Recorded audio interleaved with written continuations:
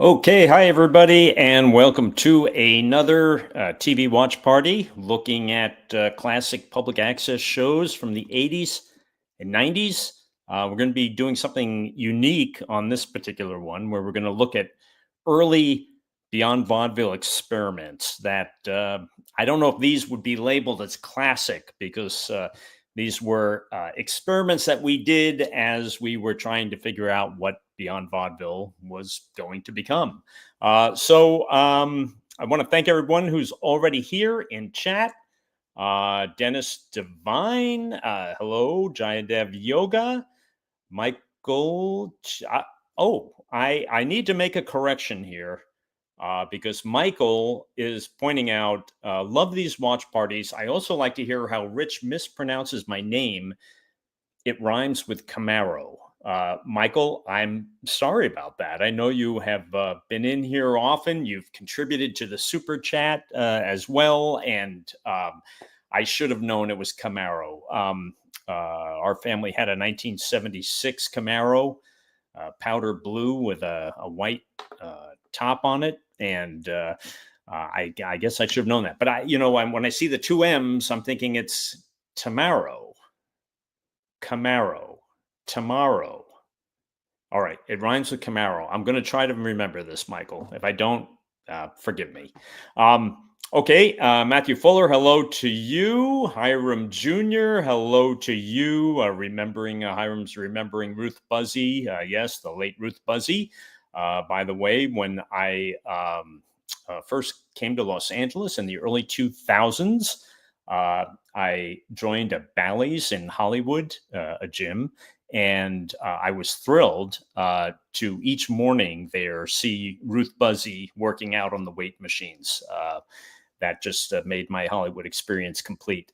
Hello, Skyscraper Television. Hello, Joy Coquette. Hello, Lisana. Jacob Winkleman. Hello, Lisa Sante. Amanda Lust and Tondal. Can I sample audio from Beyond Vaudeville for songs, like you saying things? Sure, Tondal, go for it. I mean, anything that helps spread the word on these shows and bring more people. By the way, we have hit 25,000 followers on Facebook. We're up to 53,000 on Instagram. And YouTube is at around 8,600. It seems like it's harder to build that YouTube audience. But keep spreading the word so we can get more and more people in here joining us for all this fun that we do here. Any of you watching, if you haven't already, be sure to like, follow, and subscribe to at Beyond Vaudeville here on YouTube, Facebook, and Instagram. And if you're looking for merch, we've got it at Etsy.com. There's a Beyond Vaudeville shop there, and you can get stuff like this t-shirt. Okay, so let's start with some video. Just by way of background, Tondal actually had contributed to the super chat just now. Thank you for that, Tondal. This is a super chat, I think. Hi, XOXOXO. Yes, yeah, that's great. The super chats, Tondal, if you're new to this, they go toward all the copying of these VHS tapes that a lot of these public access shows were recorded off TV by me back in the 80s and 90s on VHS. And it's been a long process of just duplicating all that stuff. So I appreciate your support on that. Okay, so April 1985, we were doing some live Beyond Vaudeville shows. That's kind of how Beyond Vaudeville got started. And in April 85, we did a show at a little place called the Speakeasy in Greenwich Village. And it had been there back, I think, in the 60s. And in that show, we had Mason Reese hosted the show. And we had a bunch of different acts, including Michael Kaufman, who was Andy Kaufman's brother. All of us who worked on the show were huge fans of Andy Kaufman. I actually met Andy Kaufman once, which was really thrilling for me. It was right up there with meeting Chuck Barris, which was also thrilling for me. Anyway, so in early '86, we decided to try to do a Beyond Vaudeville TV show on public access. You know, I'd been watching a lot of public access in New York. I loved it. And it was sort of like, hey, how do we merge what we're doing with these live shows and turn it into a TV show that also celebrates this incredible world of public access TV in New York? And so what we set out originally to do was to have a show hosted by Michael Kaufman. And it was, we'll take a look. This was the very first one we did.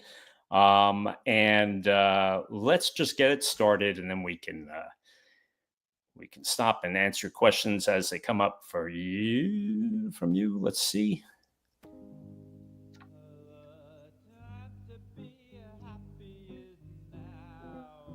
Come on and wake up and start to live, give a smile and think positive. Sorry, we are having technical difficulties. I don't know what's going on. Let's try this again. Okay, we weren't getting picture for some reason. All right. Here we go.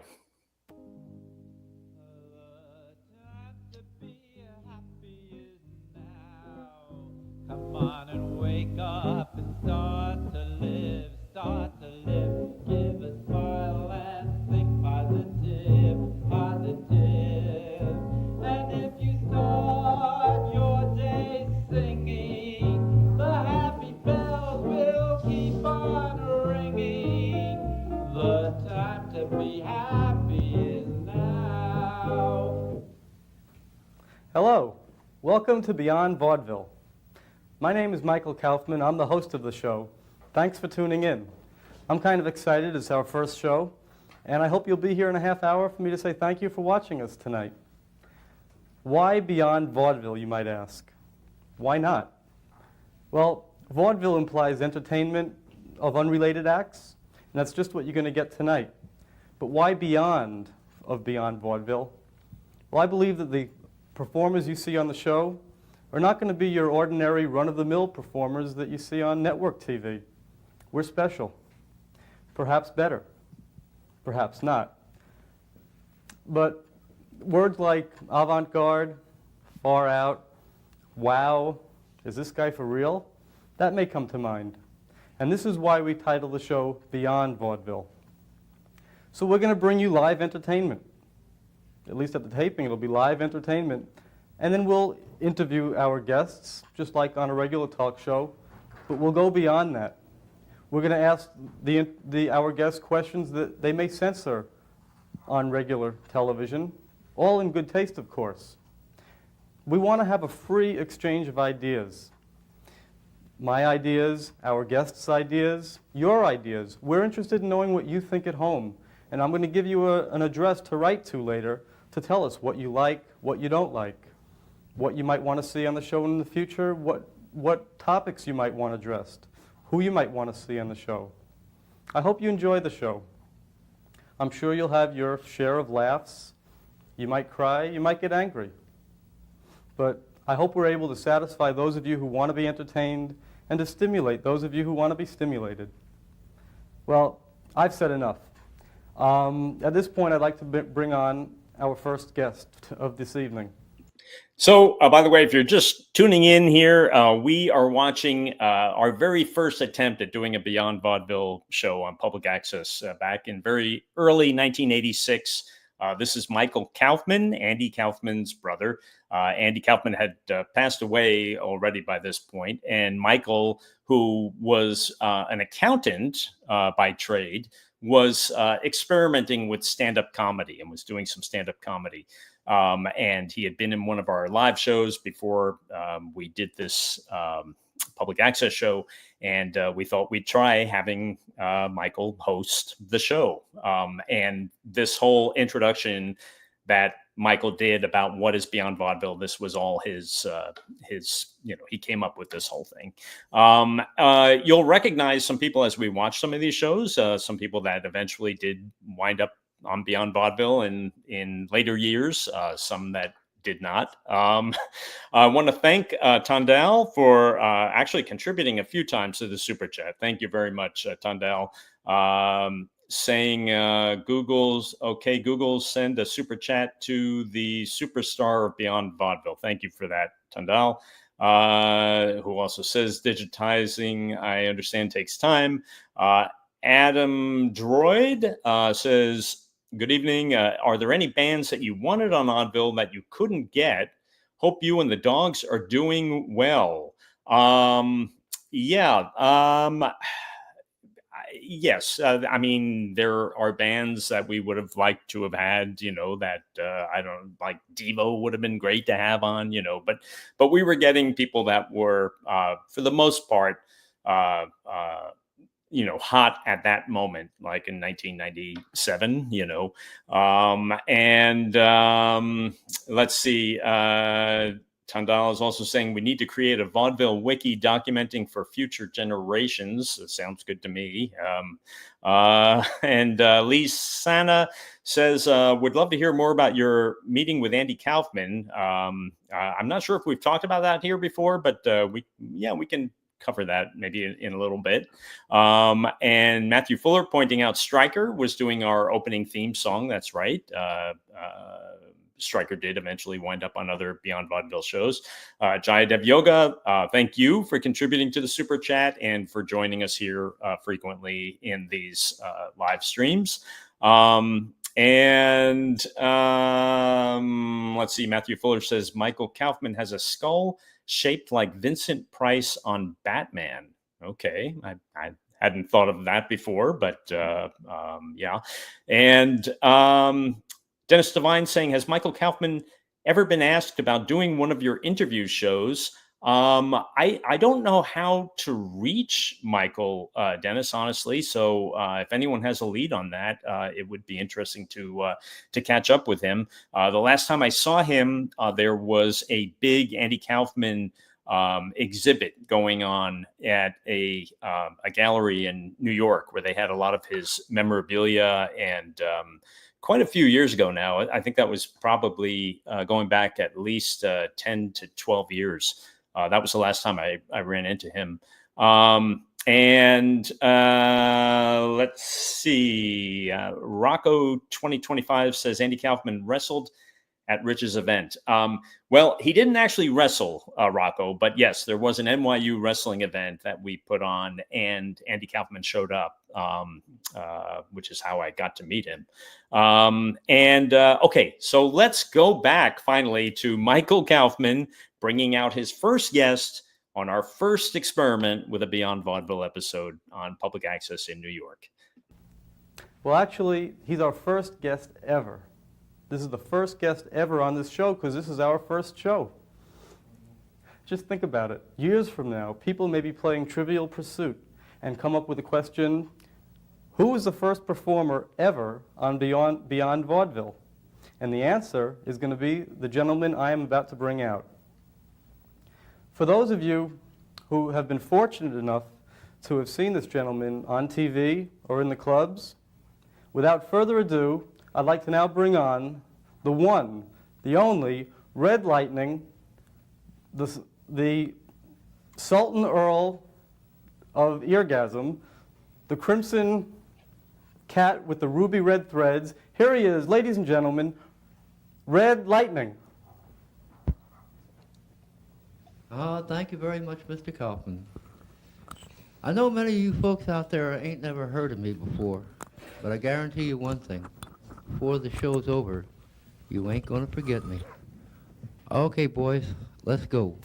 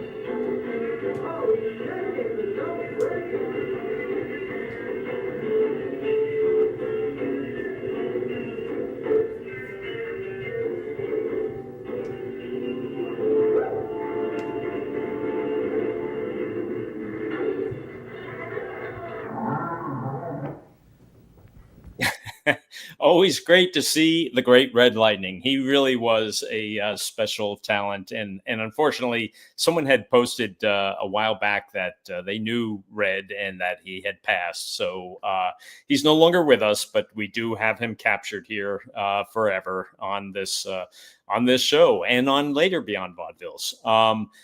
Michael Tamaro is saying Red taught Frankie Valli how to lip sync.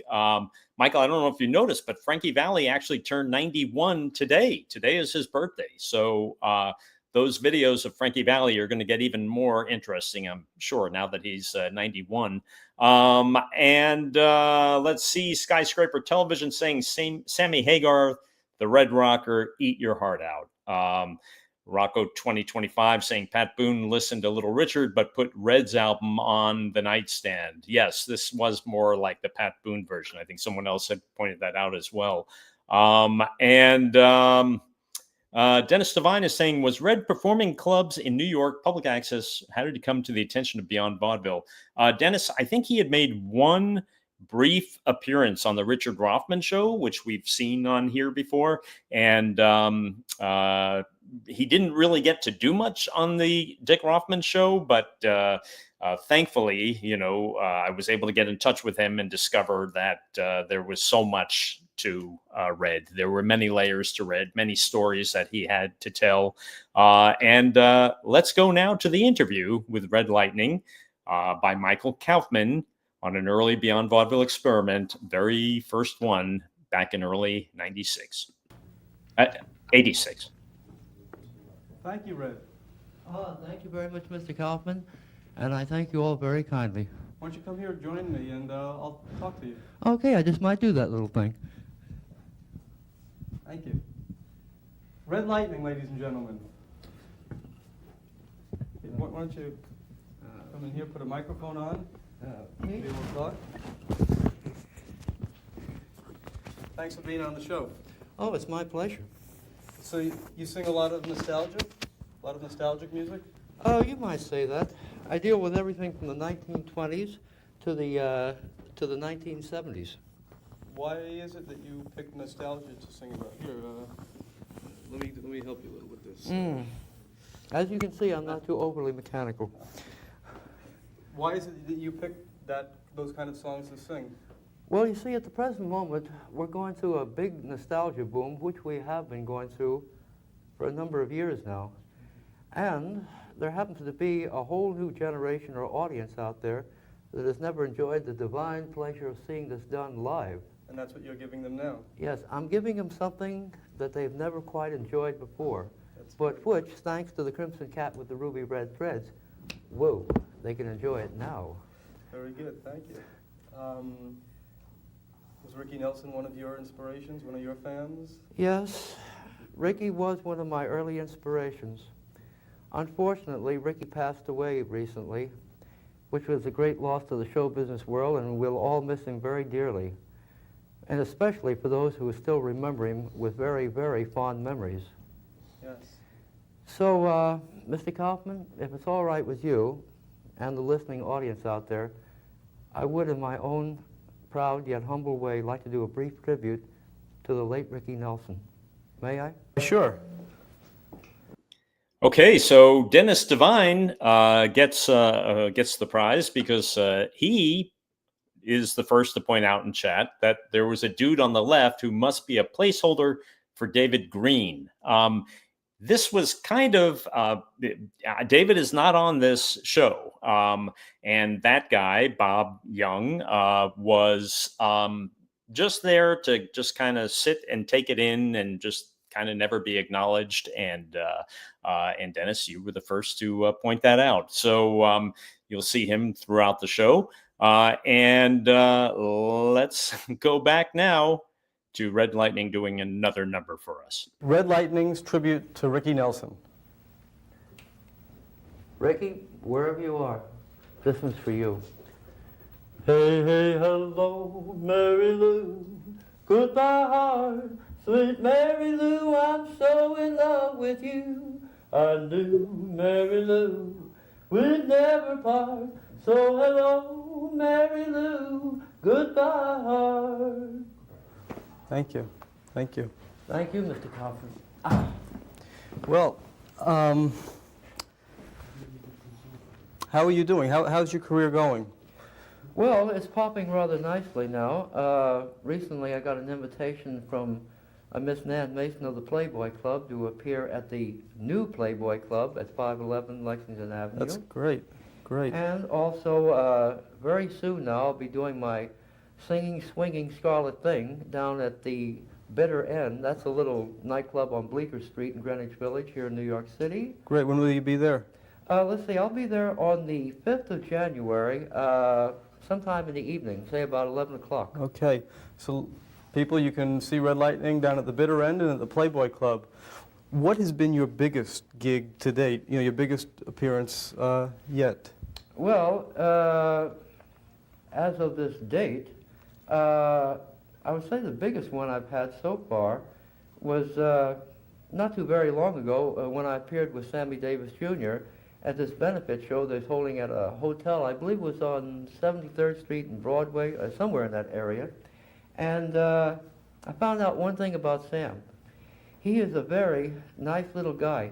Believe me, when you see him on camera, that's not just an act. He really is a very nice little guy. In fact, he even sent me a letter of congratulations. Great. And also, it was more or less a little pep talk. So would he actually recognize you today? Oh, yes. In fact, recently, I say about, well, just a little under a year ago, when I was coming out of the Hotel 14 next to the Copacabana nightclub, Oh, yes. Sam was just popping out of his limousine. And he took 3 big steps and then suddenly stopped dead still. He says, "Hey, man, I know you." I said, "You bet your life you do, Sam." He says, "Yeah, but where do I know you from?" I said, "I'll give you a rough idea." Blah, blah, blah, blah, blah, bam, boom. He says, "Hey, the cat with the crazy red thread." I said, "Right, you know." Oh, that's great. That's great. Are there any famous people who have asked you for your autograph? Oh, yes. Let's see, for instance, when Craig Tennis got me on the Tonight Show with Johnny Carson, you know, I didn't know whether Johnny pulled it as a gag or not, but, you know, he comes up to me with that little sheepish boy smile of his, and he says, "Can I have your autograph," you know? So Johnny Carson has your autograph. Yeah, I don't know what he did with it. He may be using it as wallpaper, but he got it. When did you appear on the Johnny Carson show? Let's see, roughly speaking, that was a couple of years ago, but I'll never forget it. Oh, and incidentally, Johnny Carson is another one I'd like to tell you about personally. He is a very nice person to work for and work with. Well, that's very good. That's very good. I understand that you're related to famous people? Yes, quite a few. Who? Well, let's see. For instance, if you'll take a very close look at the Declaration of Independence, I I don't have know, it with me. I haven't got my copy with me either. But be that as it may, my great-great-great-great-grandfather was Matthew Thornton, the last signer of the Declaration of Independence.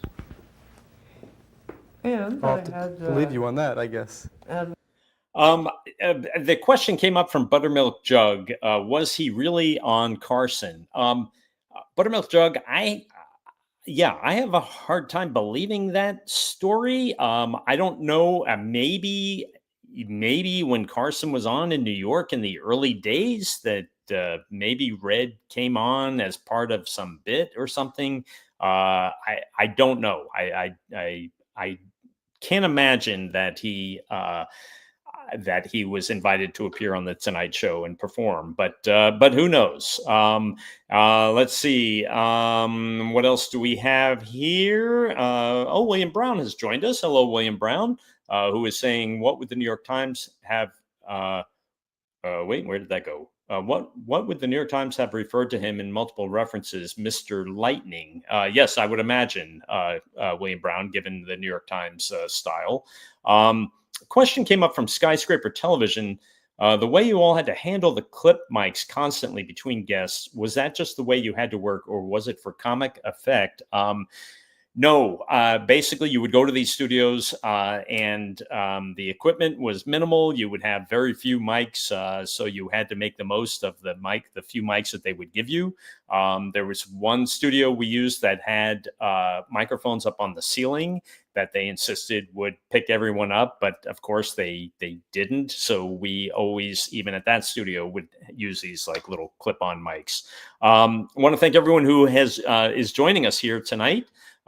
We are looking at very early Beyond Vaudeville public access experiments from 1986, before we had kind of settled on the format that you've come to know. I want to thank Tandal for participating in the super chat. Thank you, Tandal and Jayadev Yoga. And appreciate your coming here for each week, and also contributing to that super chat. Okay, let's go back and watch some more of Red Lightning. One of my relatives, was a deputy sheriff out in Tombstone, Arizona, where they had the famous gunfight at the OK Oh, really? Corral. What was his name? His name was, Charles Thornton. He was just a deputy to the sheriff out there. Let's see. I believe the sheriff at the time was Wyatt Earp, and my ancestor was Charles Thornton, one of his deputies. So, you seem to have your family last name is Thornton. Yours is Lightning. Obviously, that's not your name given at birth. We won't go into, where you got it. We'll keep the mystique. I don't mind telling you. Oh. Because you see, ironically, my name Thornton was taken from the god of lightning and thunder, Thor. You get it? Yes. Lightning. And Lightning is what you've adopted. Mm-hmm. You have a lot of other nicknames. I tried to introduce you with some of them. What are some others? Well, in many magazine and newspaper accounts, which I've saved copies of, done all the way from California to New York and so on, reporters have given me such colorful titles as the Crimson Cat with the ruby red threads, the Lightning Lad with the atomic tonsils, the Mad Merry Messiah of musical mayhem, That's good. the Ruby Red Rock of rock and roll. Oh, I could go on and on forever. So these are names that have been given to you rather than you making up for yourself? Oh, believe me, I didn't pull these out of the air. I pulled them right out of the newspaper accounts themselves. Excellent. So are you scared maybe of someone else using the names given to you and capitalizing on that? Well, I thoroughly realize what I've got on my hands in the way of original creativity, especially money-making, audience-grabbing creativity. So, not trusting to the basic honesty of certain larcenous little mentalities, I had everything, my name, my costumes, my ads, everything connected with Red Lightning legalized. In other words, I went through a lot of red tape. So, You mean copyright? Oh yes, and if anybody even tries to, halfway copy it, not outright steal it, but even halfway copy it, they would be up Mud's Creek without a paddle. Yeah, they'd probably have a difficult time just pronouncing it, though, actually. I understand you do more than just sing. You do imitations? You do... Oh yes, in the creative field, I've been an actor, dancer, singer, comedian, impressionist, MC, writer, illustrator. Talented. Oh yes, I've done everything except make a trip into outer space. And since I recently sent in an application to the NASA Space Control Commission, don't be surprised if Red Lightning doesn't do that. Can you picture next astronaut. How do you like that? Can you picture Red Lightning on the red planet? What imitations do you do? Would you do one for us now? Oh yes. Say for instance, excuse me, Mr. Nixon. Would you like to have been, on that first trip to the moon in 1969? Let me make myself perfectly clear. I would have liked to have been with those boys on that trip to the moon. And many people have said they would like to take Nixon, stick him in a rocket, and send him to the moon. Very good. That was Nixon. Did you do any other presidents? Oh, yes. For instance, Lyndon Baines Johnson. Reporter comes up, not the reporter, excuse me, the gentleman from the Internal Revenue Department comes up to the White House door, pushes the button. Excuse me, sir. Are you President Lyndon Baines Johnson? My good friend. Excuse me, sir, I'm from the Internal Revenue Department. Come on in, stranger. Excuse me, sir, just for the records, how many people are living here at the White House? Well, there's Lucy Bird and Linda Bird and Lady Bird. Excuse me, they all live with you here at the White House? Yes, sir, ever since my administration began, this whole place has been strictly for the birds. Well, that's great. I understand that you're very good at sensing what an audience wants to hear. Tell us right now, why don't you sing a song for us? What song do you think the audience would like to hear right now? Well, I tell you, since many people are getting married about this time of the year, why not make it a nice, warm, lovable, horny love ballad? Are You Lonesome Tonight? Great. Why don't you sing it? Okay. Red Lightning singing Are You Lonesome Tonight? If you're just checking in here to joining us, we are watching the very first attempt at doing a Beyond Vaudeville show on public access. Christopher Romos is asking, did I have anything to do on this show? Not on this particular episode. I don't appear on this, but you will see Frank in the next one. So anyway, you can see, we're just trying things out, and we're learning pacing and, learning things like, as great as Red Lightning is, maybe you don't have them on for 20 minutes straight. Although Buttermilk Jug points out that they could listen to him for hours and he could go for hours easily. I agree with you, Buttermilk Jug, but it is Red. If it had to be anyone going for 20 minutes, Red Lightning is definitely among the stronger candidates. Anyway, let's listen to Red singing another song.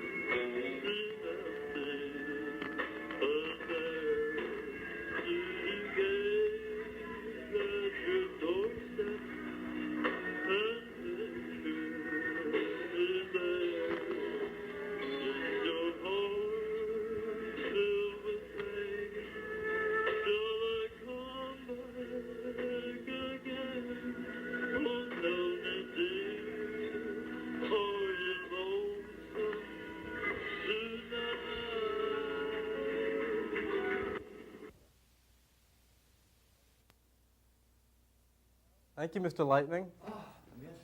And now I'd like to bring on our next guest. He's our resident movie critic. He's written several reviews for publication. And we're happy to have him on our show as our resident, Mr. Kevin Kalia. Hello. How you doing? Thanks for being on the show. Okay. I understand that you brought along your top 10 movies of 1985. Why don't we show that list to the home audience? While they're looking at that, how do you come up with a list of the top 10 or making a movie have a good review? What is your criteria for that? Okay. Some of it is just, popular appeal.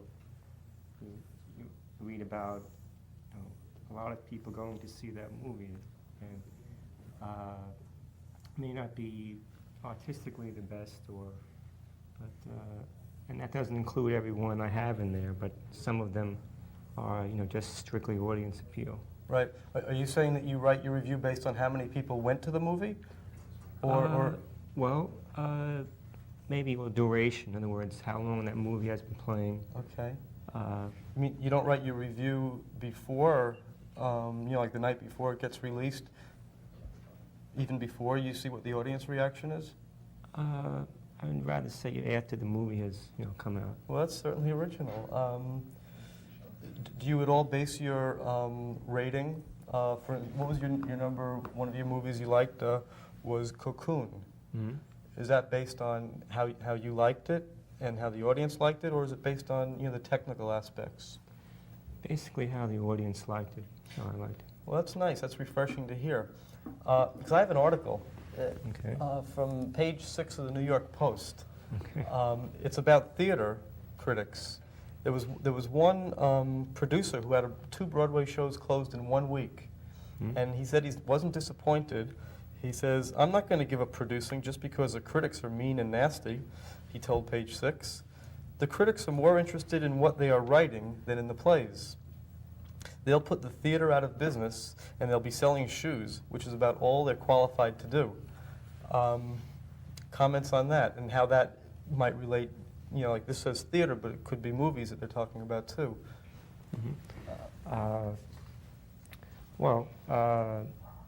Certainly quality is very important with either movies or plays, of course.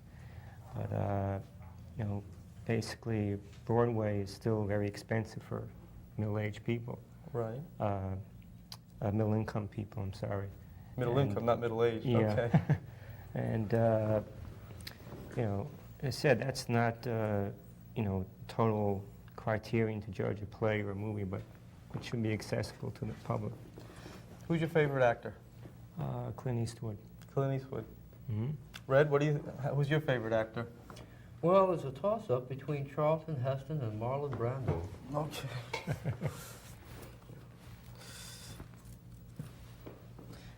Heads or tails? Tails.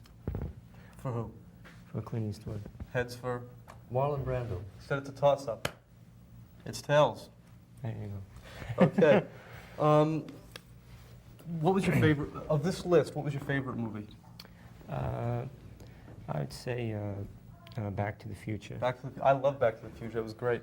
Mhm. What was it about Back to the Future that you liked so much? Well, it's something that, obviously went back to the 50s, and a lot of people today don't remember that times and, customs and things, and that's what was entertaining. So there's really a common bond between you and Red Lightning, both picking up on enjoying the nostalgia back in the 50s. Red sings the songs, you like the movies that are about the 50s. How do you like that? Yeah. And I said they'd be unrelated acts. What was the worst movie of 1985? Worst. Let's see. I would say, not sure. It's one with John Travolta, and I think it was called Perfect. It wasn't so perfect. No. Sorry. So. What was it about that was not so perfect? I mean, it was nice to look at, wasn't it? Well, I think, it's basically, health clubs and things, and they tried to make a story out of that, but I didn't see anything in it. So we are watching an early Beyond Vaudeville experiment, imagine just flipping around the dial and suddenly coming upon this. This was our resident movie critic Kevin Kalia before he teamed up with Bub in the later Beyond Vaudeville episodes, there is AJ was asking something. Am I familiar with DeFord Bailey's involvement with the Grand Ole Opry, a great musician, though I've heard for racial reasons he was kept out of many performances? AJ, I'm not familiar with DeFord Bailey. I'm curious who that might be. Anyway, we are watching this very early Beyond Vaudeville. Let's go back with Kevin Kalia, our movie critic, Red Lightning, and host Michael Kaufman, and Bob Young as the silent type at the other end of the couch. Okay, fair enough. There's one movie I understand on your honorable mention list called Runaway Train Yeah. that maybe not many people have heard of. Okay. That's a movie with John Voight, and it's about 2 escaped convicts, and it's based in Alaska. And they escape and they get onto this train, and the engineer, there's no longer an engineer on the train, and it's supposed to be, pretty violent and. Oh, so it's not necessarily avant-garde or anything. No. It's but just. I would say a good action movie for the year. Okay. Okay. What else? Let me take a look at this list. Back to the Future. Blood Simple. I saw Blood Simple. Mhm. That didn't seem like a major movie to me. I saw it on video. Was that ever released in the movie theaters? Yes, it was. Oh, I guess I haven't been going to the movies enough, huh? Yeah, well, it was two people that made this movie. Was their first, venture, and Oh. they made, I guess, as you have seen it, some interesting, camera angles, and it was made a little differently than most movies. So it was low budget, you'd say? Yeah. Okay. Well, it's nice to see a low budget movie actually make a top 10 list. Oh, it's good. There's another movie, I'm sorry, I haven't heard of it, Ran, that I understand you have seen. Well, no, I have not seen it. It just opened up recently. And it's about... It made your top 10 list, yeah. and you haven't seen it. No, I haven't, but... But there must have been a lot of audience who has seen it, and is that how it made your list? No, but to me, I think it has, potential for being, a good movie to say it just opened recently. Let me ask you this. I brought you on saying that you've written for publication. Have any of them been printed? No, they haven't. No. Okay. You call yourself a film critic. What makes, you haven't had anything printed. What makes you qualified to be a film critic? Why couldn't I call myself a film critic? Why couldn't anyone watching the show just, why don't you, a home audience, write to us telling us what you think about movies? It'll be printed review that you have, and you can call yourself a film critic. Am I right? Yeah, I don't, profess to be professional or anything. I'm just giving, normal person's view of the movies. Actually, I don't mean to, jump on you or anything, because, I really feel like that you may do more good for people than these professional film critics who just, they review based on all these technical things that, the majority of the audience just wants to enjoy a movie. Right. And maybe it's good to have people like you around.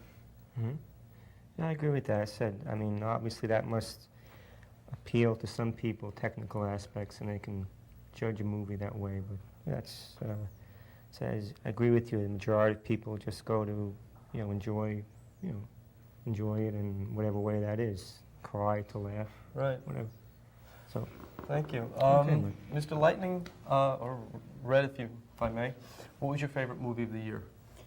Well, since I have a tendency towards simplicity in entertainment, if you promise not to laugh, of course, Well, I happen to enjoy immensely the new one, Supergirl, with Helen Slater. I wouldn't laugh. That's fine. See, when I want reality, I watch the 6 o'clock news. When I want entertainment, I want the dream factory of the world. Got the picture? Yeah, right. Yeah. Supergirl. What color was her outfit? Do you know? I think it was red. Did you like that movie? Not too much. No. Oh, well, I don't mean to, cause any friction between you. I want to thank you. Our time is up. I want to thank you for being on the show tonight, our inaugural show of Beyond Vaudeville. My guests, Kevin Kalia. Thank you, Mike. Thank you. Okay, Mike. Red Lightning. Thank you. Thank you, Mr. Kaufman. I'm your host, Michael Kaufman. And thanks for tuning in tonight. And please watch us again. And we're going to give you the address that you can write to us to tell us what you think. We really want to know. So thanks again for tuning in tonight. The time to be happy is now. Come on and wake up and start to live. Start to live. Give a smile and think positive, positive. And if you start your day singing, the happy bells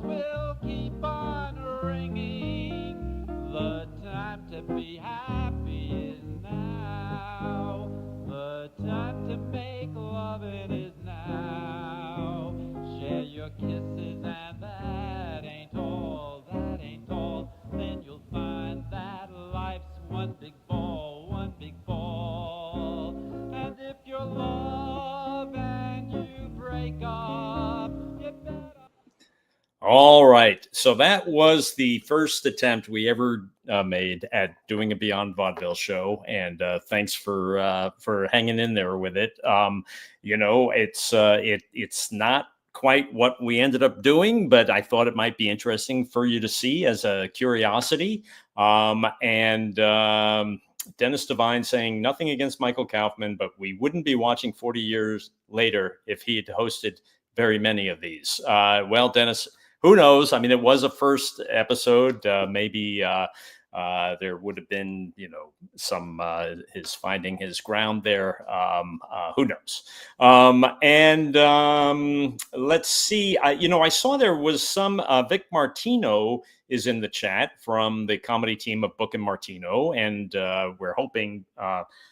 He's trying to get a reunion going with Book. And there was talk about a film script that they had. I actually do have a copy of that script. I don't know if I have the entire script, but I do have some of that, Vic. If you don't have that and you guys want to do a reading of it on a future one of these live streams, then maybe we can arrange that. Okay, let's take a look now at the second attempt that we made. Now, this is also Michael Kaufman hosting. And you'll be happy to know that Austin Velez appears on this, our beloved Austin Velez. Konstantin Bokov, the artist, with his son. And the guy, Bob Young, who was sitting at the end of the couch in that first episode, appears as Benny Orlock, I think from the Church of Satan. And Michael Kaufman was uncomfortable with the idea of having him on as someone from the Church of Satan. Really didn't want it on the show, and he only agreed if he could, leave the show before introducing him. So you'll see that, and you'll see all of that in this upcoming episode. So let's take a look. We're doing something special on this particular episode. Normally we look at a variety of public access shows from the 80s and 90s, but this time we're looking at early attempts at doing public access shows by the Beyond Vaudeville gang. So let's take a look at the second episode.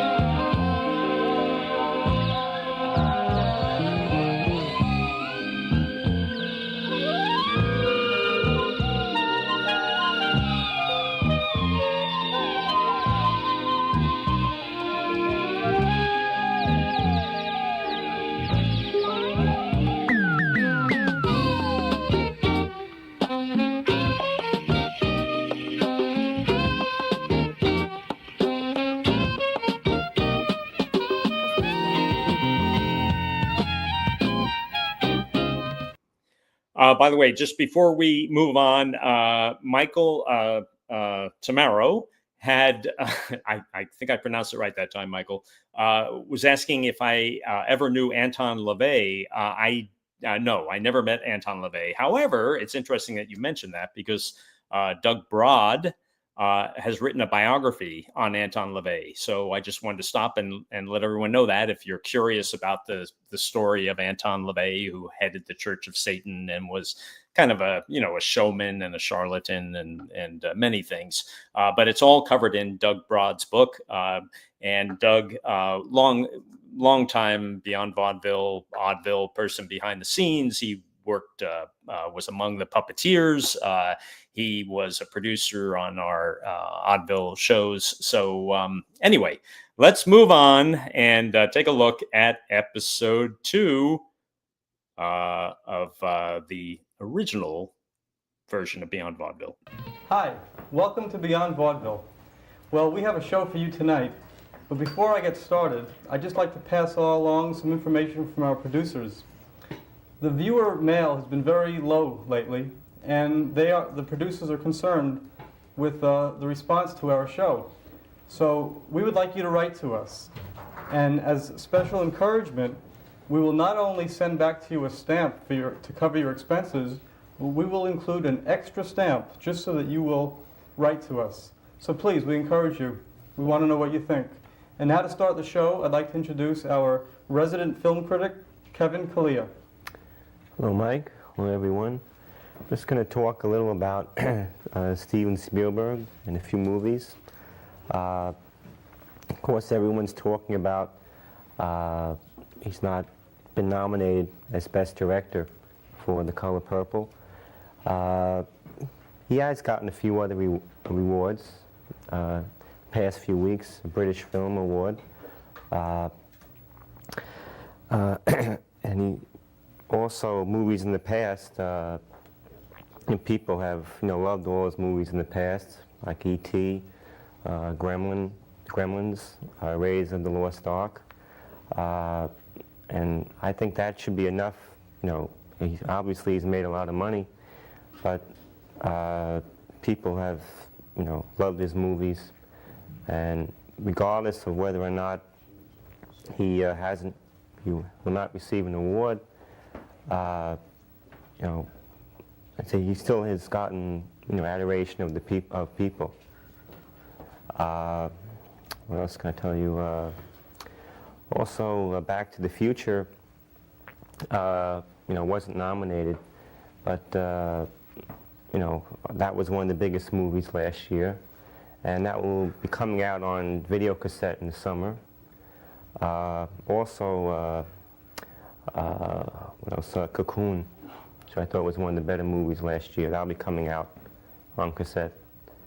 So, okay, Mike, it's just a few words on that, and okay, that's all I have to say. Well, thank you, Kevin. Okay. It's always nice having you on the show. Thank you. Giving us some of your insight and up-to-date news. Okay, Mike. We're now ready for our next guest, a gentleman who calls himself the new Frank Sinatra. Quite honestly, I've never met him before tonight, and I really don't. Well, let me just introduce him to you, Austin Velez. Let's welcome Austin Velez. Thank you very much. Nice to be here. Well, thanks for coming. I mean, the first question I'd like to ask, and if our viewers are watching, why do you call yourself the new Frank Sinatra? Well, I think that's pretty obvious, Mr. Kaufman. I am Frank Sinatra's clone. I am like Frank Sinatra in every way. I look like him.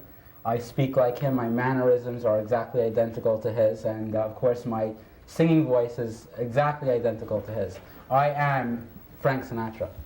Well, let's take this one at a time. Right. You look like him. Yes.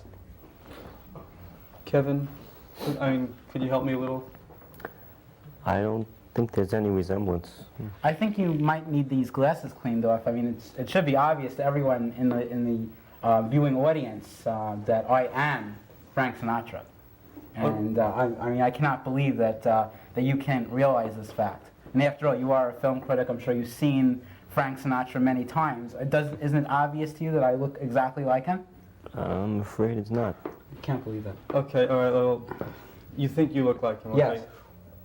I don't think I look like him. I know I look like him. Did you always look like him? I mean, like, were you born looking like Frank Sinatra? Like when you were born, did your parents go, he looks like Frank Sinatra? No, it was, my parents did not realize that at the time I was born. It occurred in my early 20s. When I was performing at Lanny Steak Chop Emporium in Provo, Utah, where I do a nightclub act every night. And many of my fans came up to me and said, "You are Frank Sinatra. What are you doing being Austin Velez? You are the next Frank Sinatra, and you've got to fill that role. That role that you owe to Frank's public." I mean, after all, Frank Sinatra is an old man. He's on the way out. We need, the public of the United States needs another Frank Sinatra to come and replace him when he passes on.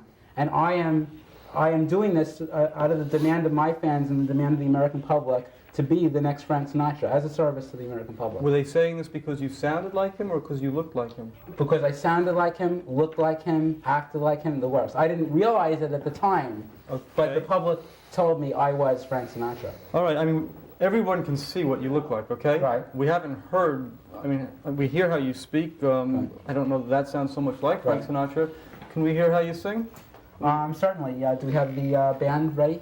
Well, Frank Sinatra can sing without a band. Oh, I was told that there was going to be a musical accompaniment. All right, if you're trying to get out of it, fine. No, fine. I will sing a cappella. Okay. I will sing New York, New York. Thank you. Okay. Thank you.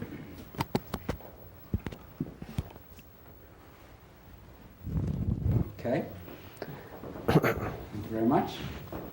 This will be in the key of C flat.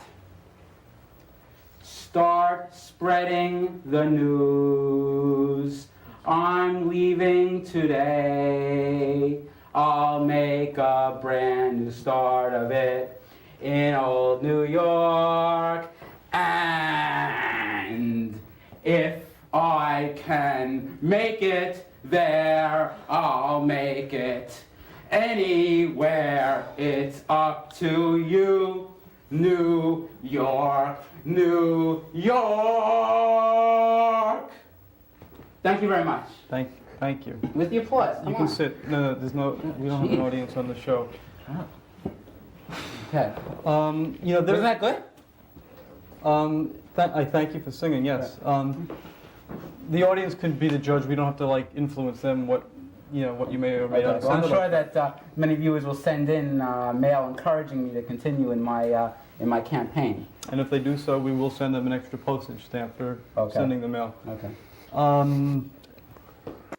So if you're just joining us, we are watching the second ever attempt at doing a Beyond Vaudeville show on public access way back in early 1986. And we are watching Austin Velez. I want to thank everyone who has participated in the super chat so far. Tandal, Jayadev Yoga, and Sheriff Brackett. Thank you all. And let's see what else we have here in the comments. Matthew Fuller saying that Austin was a Gambino crime family associate. It's possible, Matthew. I don't know for sure. Chris Bungo Studios is saying this is early Austin Velez Gold. Was this one of the scripted bits? Actually, I guess you're referring, Chris, to I did a rewind interview with Austin Velez where I think he talked about this very episode. So if that's what you're referencing, I think that's, yes, I think that is the case here. And someone else had pointed out also that Doug Broad, who I mentioned had written the book and was one of our puppeteers. I did a rewind interview with him too, and all of this stuff is at Beyond Vaudeville on YouTube, and you can find it. Top Rock is asking, is Michael Kaufman still alive? Top Rock, yes, as far as I know. And I last saw him, I was saying earlier, maybe about 10 to 12 years ago, somewhere around there. And just have lost touch. I don't know. He had been in New Jersey. I don't know if he's still there. What else do we have? I guess we'll just go back and watch some more of this second episode of an early attempt at Beyond Vaudeville. There are agencies that specialize in lookalikes. Right. You can get a job on a commercial through these agencies for looking like Frank Sinatra. Have you tried to register with one of them? Have they accepted you? I'm not a lookalike. I'm not going to belittle myself. We all agree that you're not. No, I'm not. It's not that I'm not a lookalike. It's not that I'm not a mere lookalike. I'm not someone who just looks like Frank Sinatra. What are you? I am Frank Sinatra. Okay. I'm not going to belittle myself by going to one of these agencies and being, one of 100 schmucks lining up for bit parts. I am the Frank Sinatra, and I will be recognized as the next Frank Sinatra, not just one of many impersonators. And I'm going to the American public so that they can see for themselves that I am Frank Sinatra. Kevin, I hope I'm not imposing, but what do you think of Mr. Velez? I think you have the makings of a good comedy actor. You obviously just don't understand. You obviously have never seen Sinatra live. Oh, or anything, I've seen him lots of person. times. Not live, but I think we've all seen Sinatra, and I'm very interested to see what our viewers are going to respond to, how they feel about you. What's your motivation for wanting to be the new Frank Sinatra? Well, I'm doing it as a public service. As I pointed out previously, Frank Sinatra is aging and does not have that long to live and continue in his career. And the public needs someone to fill that void. And that's me, Austin Velez, will fill Frank Sinatra's void when he passes along. I'm doing it as a public service. I'm not doing it for money. I'm doing it strictly out of the love of the American public and out of the belief that they need someone to be the next Frank Sinatra. Well, good luck. Best of luck to you. Thank you very much. The audience can take a look at you, and this is the guy who's going to fill the void. This is the gentleman who's going to fill the void for Frank Sinatra fans. Here he is. Kevin, does he have a chance? a slim chance. What do you mean slim? What hope does he No, have? I'm not Slim Whitman. I'm Frank Sinatra. Why don't you think he'll make it? You say Well, slim. Well, say there are a lot of, impersonators out there, but they actually, they attempt to look like the person. I don't think you look anything like. You sure you haven't Definitely seen sure. the ophthalmologist recently, or? No, I think you really need to have your vision checked, sir. Really. maybe so, but I don't think so. I mean, you're wearing glasses also, How do you know that you're seeing the right thing? As I say, the public at the Lanny's Steak Chop Emporium tell me constantly, I am. How do you know they weren't just fooling you and goofing on you? Well, it's the many other places where I perform. Here in the metropolitan area, Beaumont Lanes in Perth Amboy will be performing tonight. For example, the manager was thrilled to have me. There's no doubt about it. I'm getting the Maybe- highest.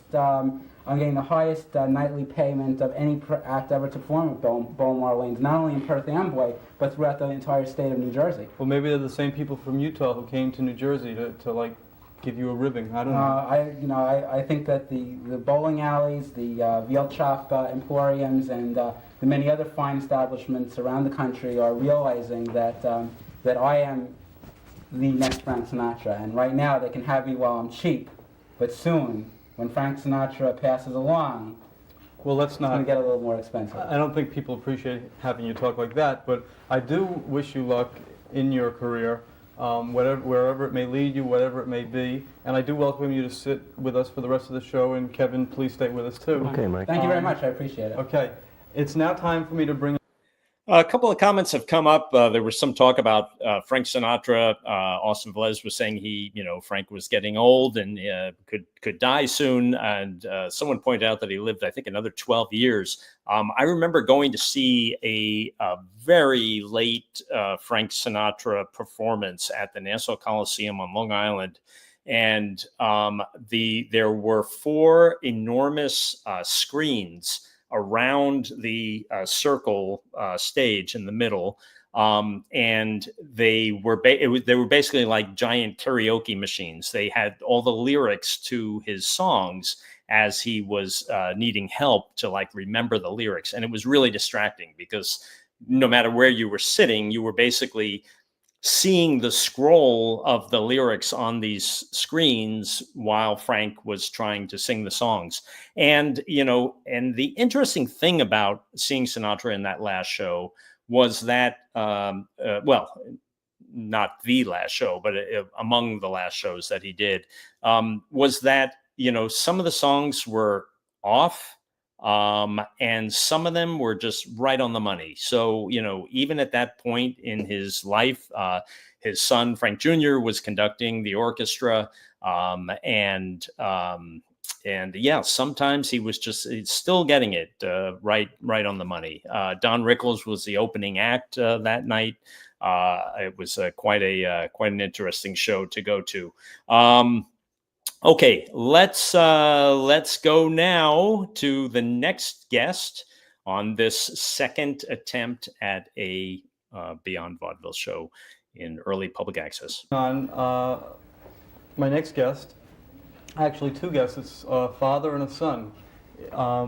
They're both very creative, talented gentlemen. Its father's name is Konstantin Bokov, and the son is Alex Bokov. Let's welcome them both.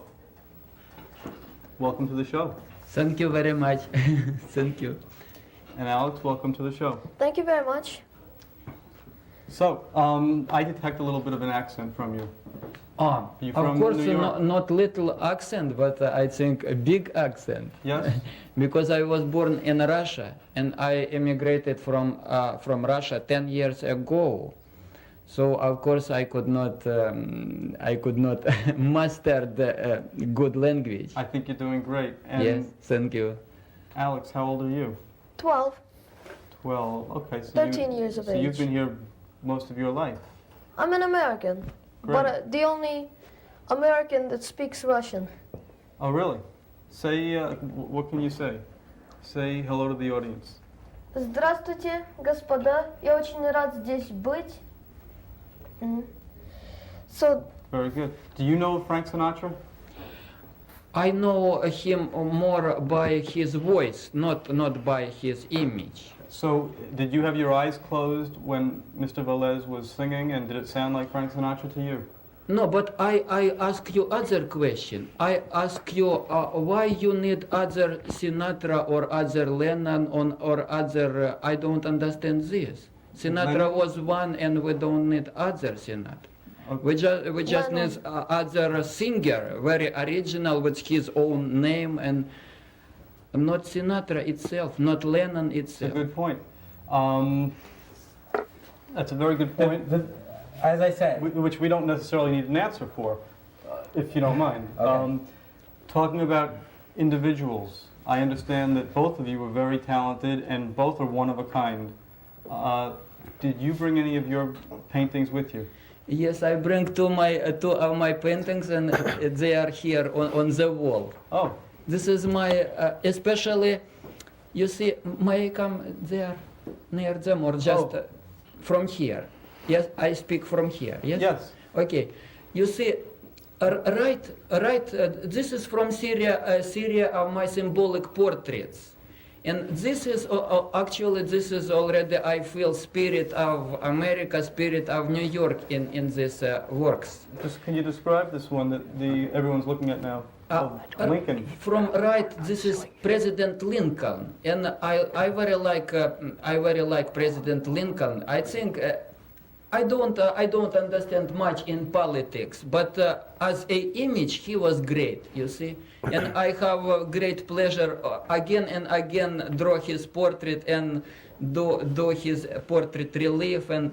But here, this is very strange technique. Yeah, it's with materials. You used. I see there's a leather for his coat. Yes, but not only this leather. This is my personal clothing.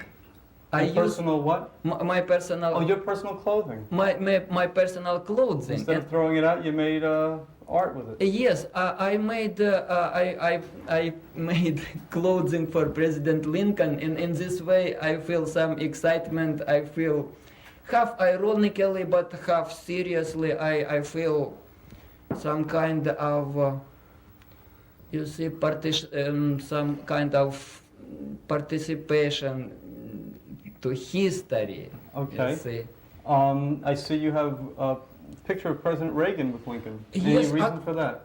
But actually, you see, of course there is reason. Both are American presidents, and that was one of old president, and Reagan is a president, contemporary our president. So of course there is connection. Very good. America is a great country, and every president should be great here. That's very good. That's a Yes. nice comment. Yes. Let's move on to the other painting. And before you say anything, let's see if the audience can guess who it is.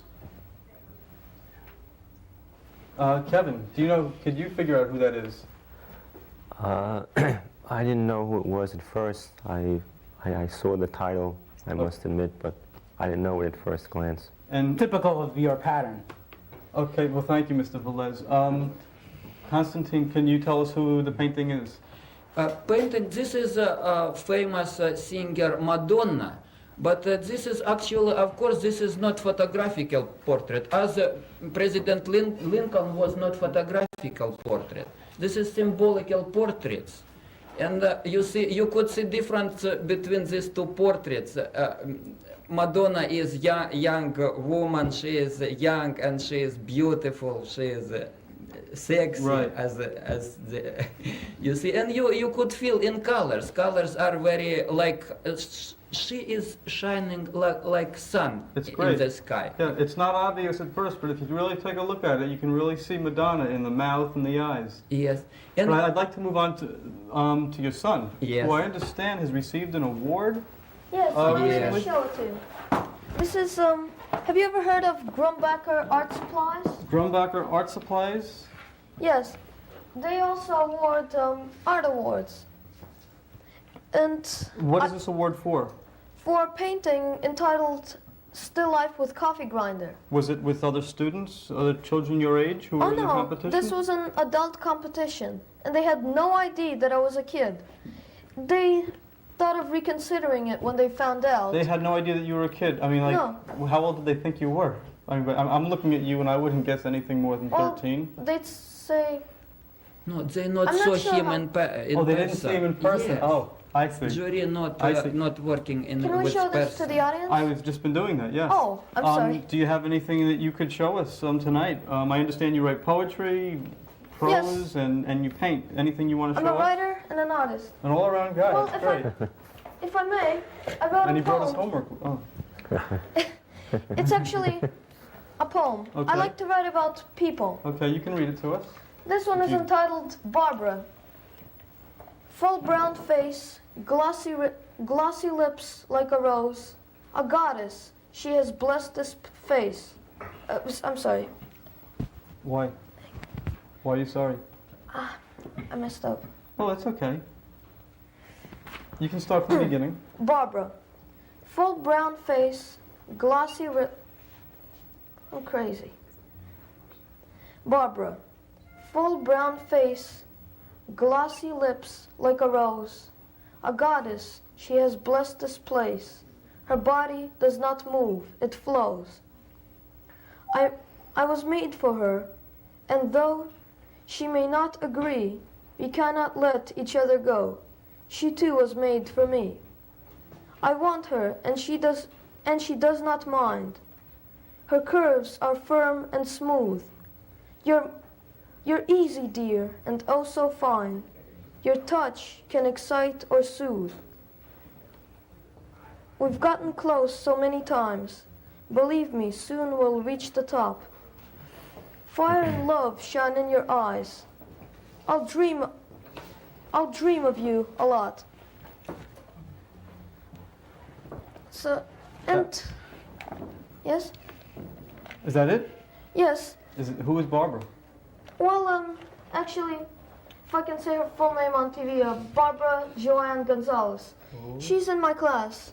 A little crush you have on her? Yes, Does she know about it? She does Yes. now, I guess. she does now. Wow, that's nice. I hope it And, works out between you two. That was Thanks. beautiful. I also, if time permits, can I read another poem? I think we're running short on time, actually. All right. There's a couple of questions I have for you, selfish questions that I'd love to know.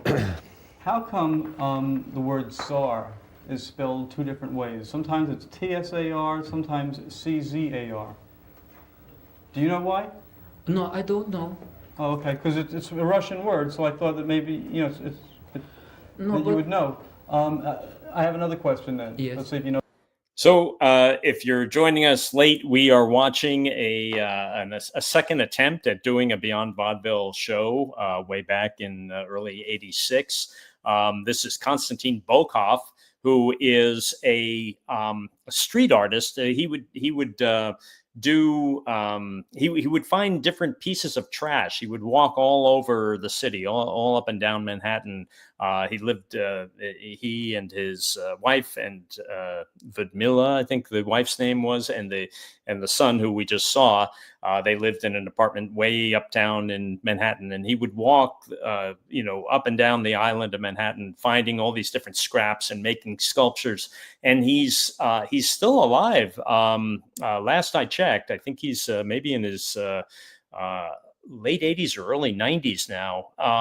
And a couple of things came up I just want to hit that came up in chat. First of all, I want to thank everyone who's participated in the super chat so far. Tondal, Jayadev Yoga, and Sheriff Brackett. Appreciate your support. That all goes towards transferring these VHS tapes into digital, our new digital world, so we can all watch them and enjoy them and share them. When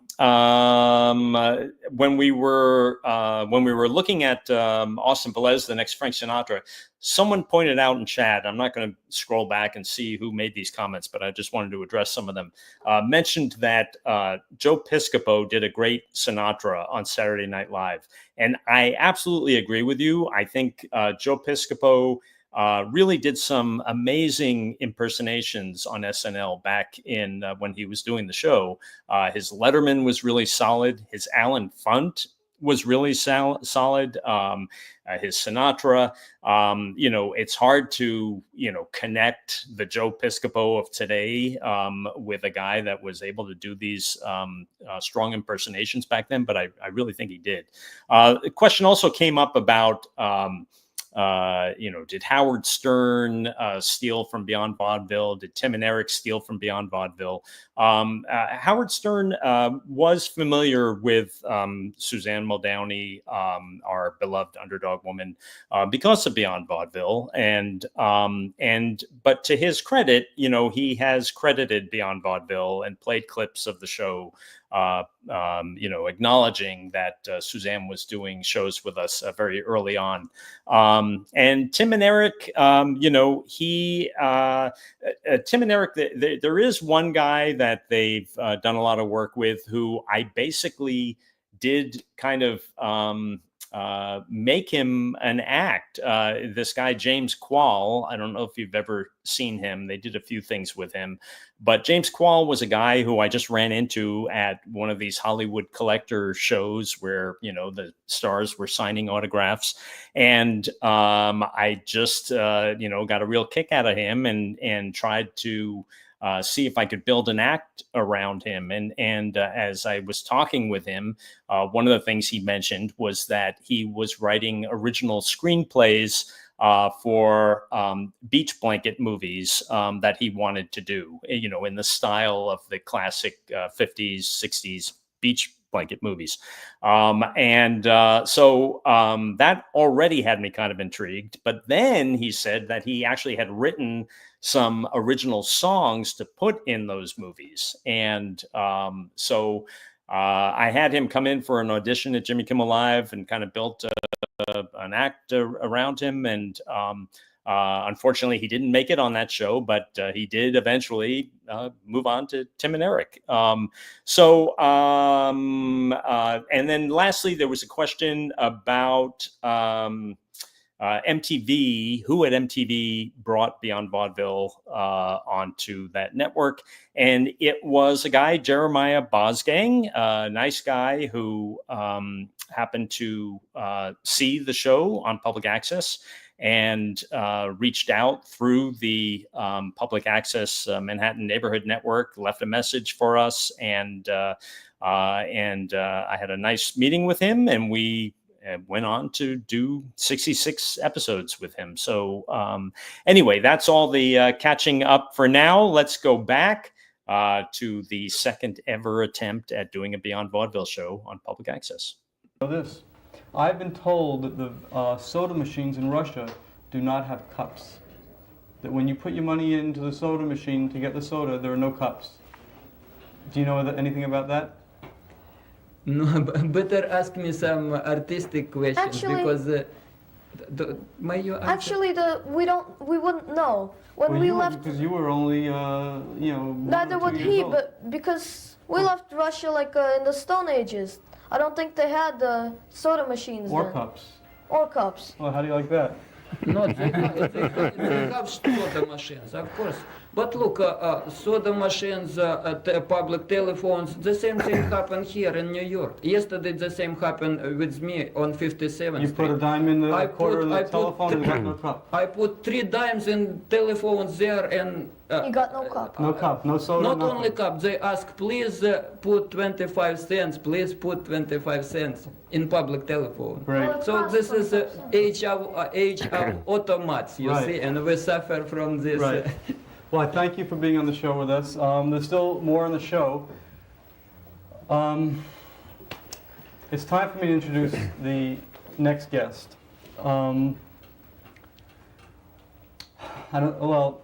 The producers have been trying to get this guy on the show since we began, and I have not wanted to be on the show with him. I have not wanted to acknowledge him. And the producers told me that he wouldn't be on tonight, but they have like forced his way on, lied to me, and I really don't want to have anything to do with this next gentleman.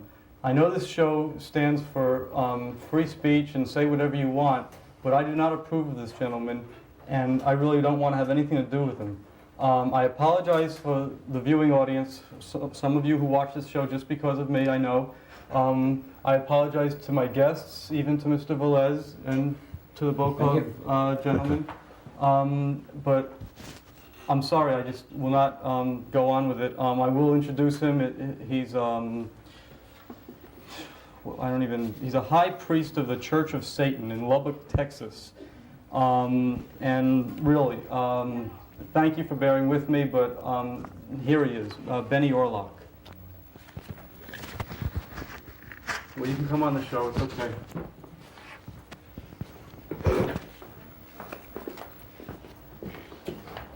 Okay, so just for anyone who's joined us late, I mentioned this at the top of this show, but this guy, Bob Young, was coming on as Benny Orlock, and Michael Kaufman seriously did not want to be on the same show with him. He wasn't comfortable with the idea of doing anything around Satan. So here is Benny Orlock. Sit down.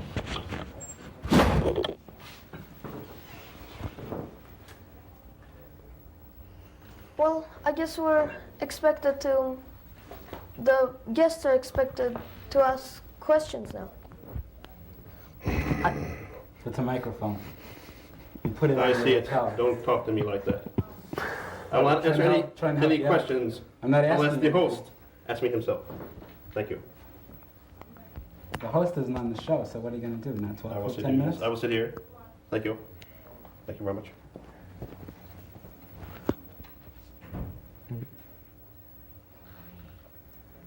Won't talk to anybody?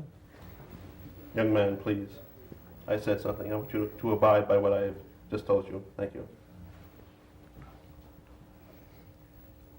This is your big chance. You can get publicity here for your ridiculous Listen, clip. Frank Sinatra, don't talk to me like that. Don't talk to me like that. As you say.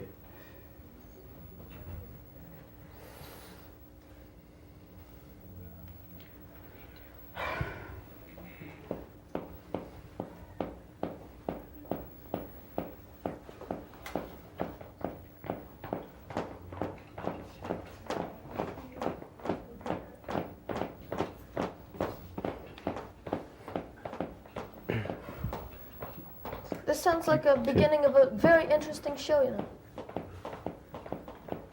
Should we try again? Should we ask him a question? You're the regular here, so why don't you try something? Okay. Do you feel your religion has any positive influence on society? Did I not say something before? Did I not tell you something, young man? Did I not? Look, the host isn't going to come back. So why don't you just cooperate with him? With who? With him. He's trying to give you a chance Oh, to thank you very express much. your point of view. You're a very kind young man. Giving you a I mean, forum he can't here. see. I mean, he doesn't realize that I'm Frank Sinatra, but besides that, at Nor least he's does giving anyone you a else. chance. Apparently, Oh, you obviously are blind too. Why don't you get some glasses? I don't need glasses, thank you. I guess it's good not to be popular with the Satanists, at least.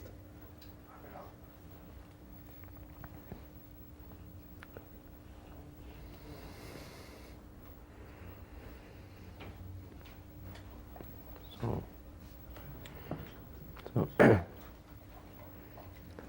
you have nothing to say. Why do you continue to ask me questions when I have stated my feelings to you? You continue to ask me questions. Why is that? Because we're on the air. Yes, I know that. No. I understand that. Our host is gone. I'm still wait. I will wait on this set for the host. I don't care how long it takes. By the way, what's the fastest thing in the world?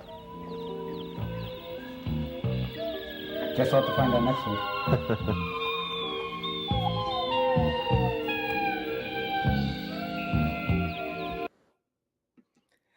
And there you have it. That was the second attempt at doing a Beyond Vaudeville episode. So we did those 2 episodes, and then we tried something called Beyond Vaudeville Boulevard, which had Konstantin's son and his friends doing a kid show. So that you can actually find at Beyond Vaudeville on YouTube. And then we did the awards show where we gave awards to our favorite public access shows. That's also at Beyond Vaudeville on YouTube. You can see those 2 entire episodes. So we're up to 4 episodes now. And then we did a 5th episode with Michael Kaufman. And this was, it was like a magazine style format. This is, Michael decided he wanted to do the episode dressed in a bathrobe. The wheels were just coming off the track here. We had some moments in these early episodes where it felt like, we were just getting some ideas going and some things that were working and things that weren't working, more things that weren't working. And, but then this episode came along and it really threw us off. So I've got some of it here. Let's take a look at the last Beyond Vaudeville that we did with Michael Kaufman. Time for me to introduce the Beyond Vaudeville magazine entertainment reporter, Frank Hope, for a report that we're going to have on the industry news. Frank. Come on, Frank. Yeah. Come on, look, it's a nice show. Okay, People want to hear what you're going to say. Frank, Do I use this mic? take a breath. Be relaxed. It's okay. It's only television. Right. We're That's just- like you said before the show. That's right. There may be 1,000 or 10,000 people just watching you, but there's a screen in front of them. Don't worry, you're Okay, safe. Mike, I got it. All right. Okay, you're gonna give us the industry report? Yes, I brought all the latest in the show business for everybody. That's what we're doing. That's what we're talking about. That's very good, Frank. Okay. Okay, I'll leave it to you now. I can go sit down? Yes. Okay. You sure you're okay? Yeah, I'm okay. Okay. Hi. My name is Frank Hope. No, I'm not related to Bob, even though my best friend's name is Bill Coleman, whose initials are BC, the same as Bing Crosby, so he's a good friend of Bob Hope's. And now I'm going to do my entertainment report for everybody. All right. I want to remind everybody that Beyond Vaudeville address, P.O. Box 1436, Gracie Station, New York 10028. Michael, I did that so they know where to write. That's very good, Frank. All right, That's very good. All right. Now, the latest in Star News. Okay. Bob Hope just did a show with everybody. Brooke Shields, Felicia Rashad, and Barbara Mandrell, all on Bob Hope's show. And Artie Johnson of Laugh-In did a charity bash in Los Angeles. And Artie Johnson always does charity things, and that's why he's a good star, because he does, even though he's big and famous, he will do things to help other people with charities. All right.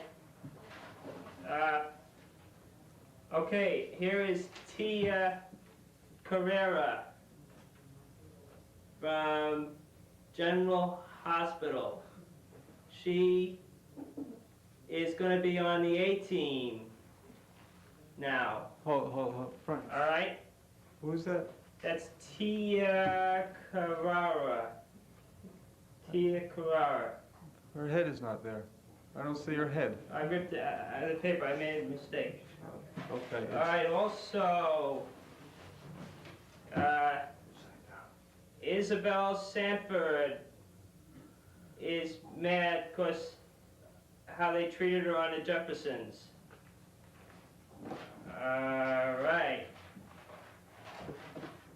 Okay, that's all I have, Michael. Well, thank you, Frank. It wasn't that bad, was it? No, Did you enjoy it? I liked it.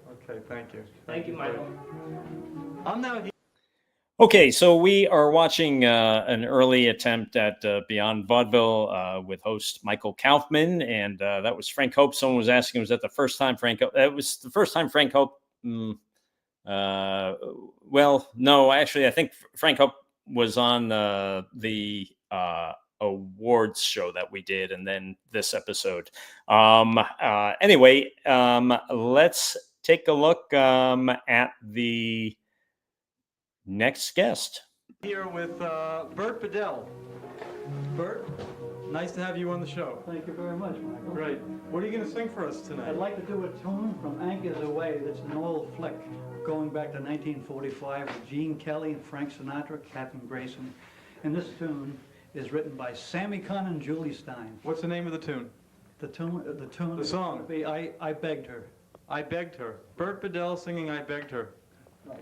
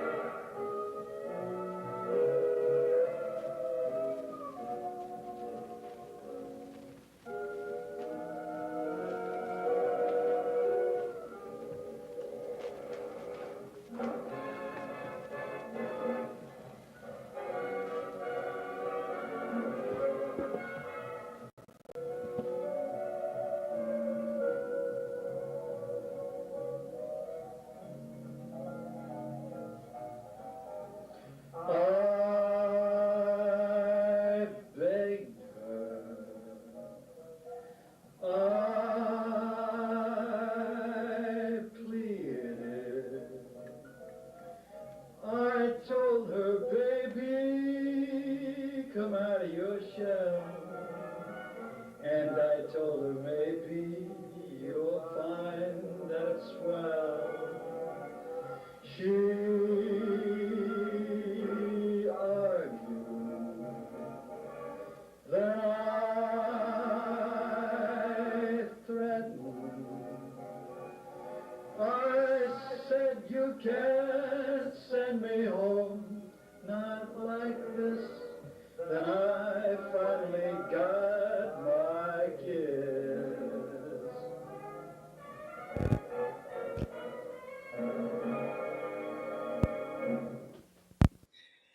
This is Bert Bedell, who we're watching. Bert Bedell, I had met back when I was in high school. He would be performing at talent competitions on Long Island. One of the places was the Rockville Center Holiday Inn, the downstairs lounge there. Bert Bedell was there, Stryker, Irene, the Gong Show Queen of Long Island. I don't think Bert did a few of our live shows, but I don't think Bert ever appeared on Beyond Vaudeville, the version we eventually ended up doing with Frank and Dave. Some questions came up. How much was scripted on these early shows? There was Michael Kaufman liked knowing what he was going to be saying and trying to memorize things. So there was more of that just went away once we started doing Beyond Vaudeville with Frank and Dave. Someone else asked about Ruth Buzzy. I mentioned at the top of this live stream that Ruth Buzzy used to work out in the Bally's gym in Hollywood that I would go to in the early 2000s.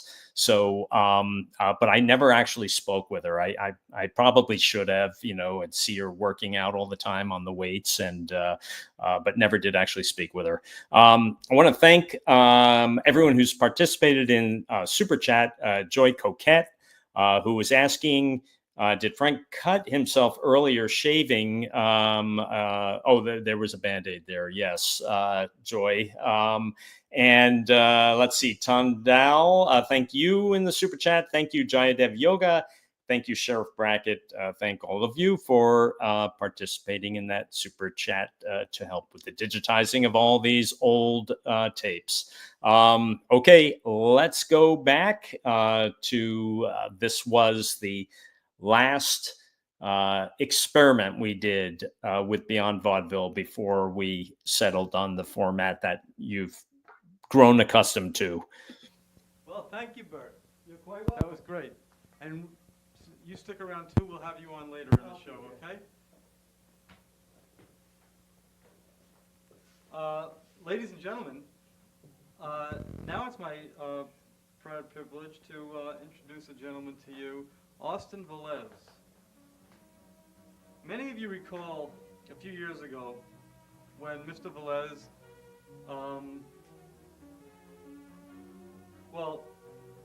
Mr. Velez, is Frank Sinatra's double.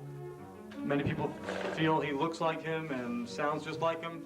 It wasn't so easy for him a couple of years ago. He was experiencing a breakup with his wife and really reached the lower depths of his career and his home life, and he didn't want to live any longer. He's now made a long recovery back to the heights again, and let's look at a footage from that period of time. Thank you.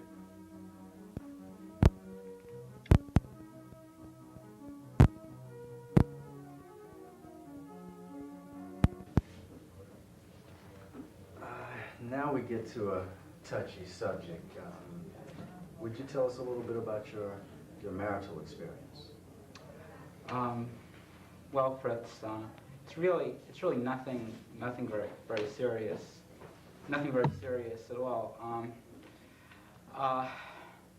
We're really working on our problems, and she's beating me. I can't stand it. I gotta get a divorce. What can I tell?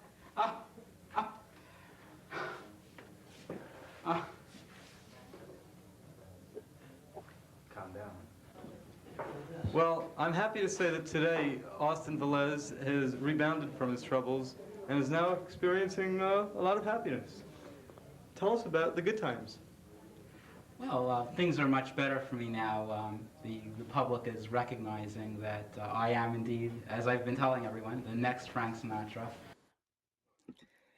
And there you have it. That was our last attempt at doing a Beyond Vaudeville show in our first, our first year. We started in early '86. We did about one a month. We ended up doing 5 of these episodes. Then we just shut down. We took like a 6-month break and just regrouped and thought, like, how else can we do it? How can we reconfigure these things? And we brought David in, and Kevin was teamed with Bub, and Austin Velez was among the few that made it also, actually Red Lightning too. So, these were formative times for us. But by the end of that year, by the end of '86, we did our first episode with Mason Reese and Suzanne Muldowney, and David as a co-host, and Frank hosting, and Kevin Callia, and and puppets. And it just felt like, that was something that we felt was working, and we were comfortable with, and that's how we continued to do the show for another 10 years. We did Beyond Vaudeville roughly one show a month for close to 10 years. And it was about that time that we got, as I mentioned earlier, MTV had reached out to us, and we got to do Oddville for those 66 shows. And those are the shows that you're watching now on Instagram and YouTube and Facebook. All of you who have liked, followed, and subscribed, if you haven't already, please do it, so you can keep up with what we're up to. Every time we post something new, there are plenty more tapes that have to be digitized. And thank you, everyone who has been contributing to the Super Chat.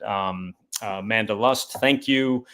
Joy Coquette, Sheriff Brackett, Jayadev Yoga, Tandal, thank you all for your contributions that will go toward digitizing more and more of this stuff. I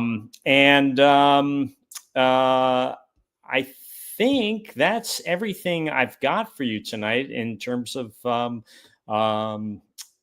clips. I will be assembling more public access clips that are not Beyond Vaudeville for your viewing pleasure. So there's more to come. Thank you, everyone who participated tonight. Chris Bungo Studios says, thanks for the deep dive into the history of Beyond Vaudeville. Yeah, this is a deep dive, Chris Bungo. This isn't for everybody, but for some of you that, are curious about, how we got started and what we were putting on public access in the early days. That's a good sense of what we did. Let's see. I see there's a lot of chat back and forth about Book and Martino, Vic Martino. I hope you can get the two of you back together so we can do one of these with the two of you. So anyway, thanks everybody for joining us tonight and participating in it with all your comments and chat. Really appreciate all the support that you have for the show and all that we do. So thanks everybody. We'll do this again soon. And have a good night, good morning, wherever you are in the world, and see you soon. Bye.